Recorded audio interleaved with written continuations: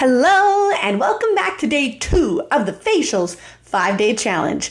All right, I am Brittany Noltemeyer, and I am here to help you improve that stage presence and really gain the confidence you need to step up your game for your next performance. Today, we are moving into day 2. First off, I need you to grab a book. Grab a book.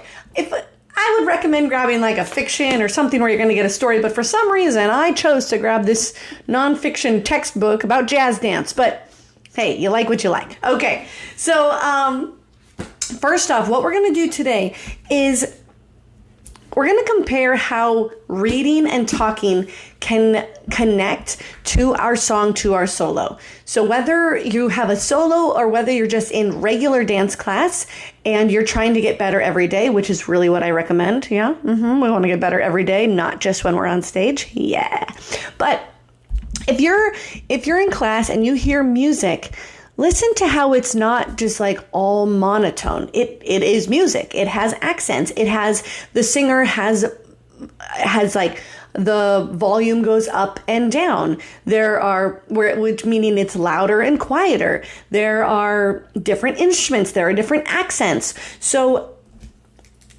we're going to relate that with reading. Okay. So, if the singer's voice can sound happy, sad, jealous, how do you sound jealous? I don't know, maybe, or bored, so can your face.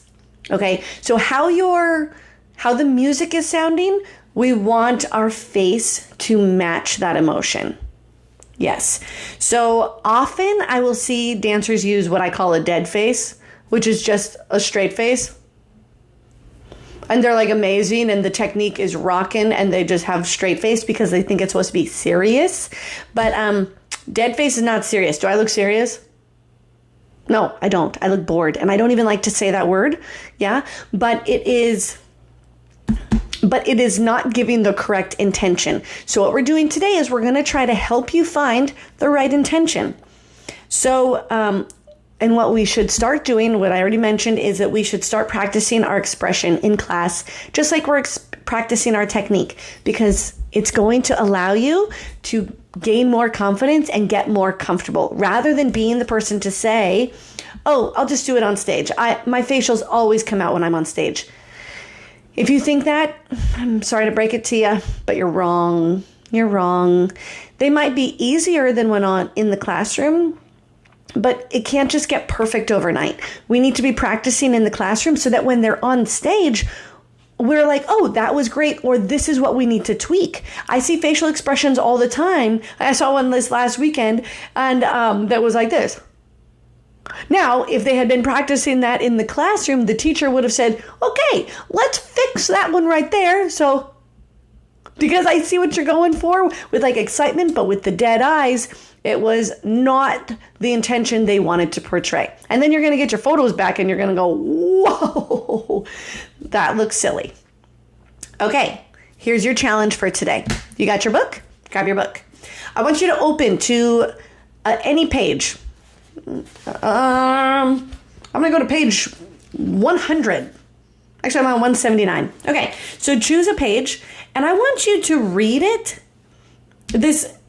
I want you to read it without any expression. So if I'm talking to you right now, the triple time step has 2 more taps placed between the first and second beats. And now I will tell you right now, these letters are all in caps. So how dare I not give it more emphasis? But, and when will we take a buggy ride? Yeah, that's not even fair to the author, right? So, now reading it again. So first you're going to read it without any personality and think that's just like us dancing without any personality. The triple time step has 2 more taps placed between the first and second beats.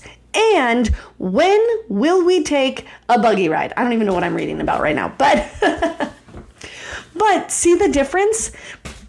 It's really, really important to, first of all, pay attention to that punctuation, which then is the same as the punctuation in our music. So we are taking this lesson of just reading, which we do every single day. Every day we read, right? Because you go to school and even if you're like, I don't read every day, it doesn't mean you have to be reading a book every day. You read a street sign, you read I don't know, this paper here in front of my face, this book, you read your school homework. So try to start reading it with better emphasis, because who thought that reading with more personality was going to actually make you a better dancer? But it will. So there's your challenge. Grab a book, if I were you, I'd grab a fictional book, grab something with a little story, read it without personality, and then read it again the way that the author intended it.